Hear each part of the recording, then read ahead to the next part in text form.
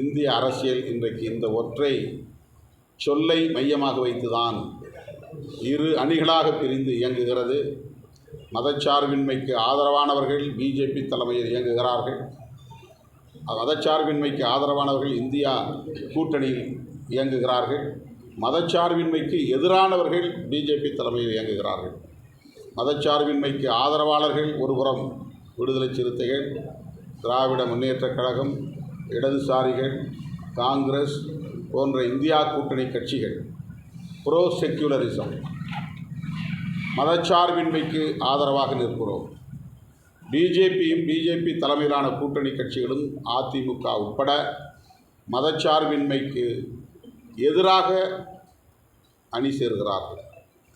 இந்த சூழலில்தான் விடுதலை சிறுத்தைகள் கட்சி இந்த அரசியலை, இந்த முரண்பாடுகளை கூர்மைப்படுத்துகிறது. மதச்சார்பின்மை பக்கம் நிற்போம், மதச்சார்பின்மையை காப்போம், வாருங்கள் வாருங்கள் என்று அனைத்து தரப்பு ஜனநாயக சக்திகளுக்கும் அறைகூவல் விடுக்கிறோம்.